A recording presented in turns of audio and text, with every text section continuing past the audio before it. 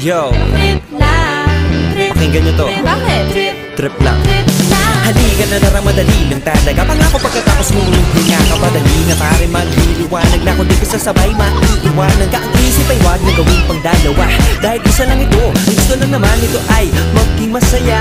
Para di ka mabato ay iwasan mo ang pananatili sa isang lugar. Ito ko sabihin ay huwag ka papasakop sa takot, huwag ka papasakop kapag nangate. And ikaw, at ito isipin mo, hindi ba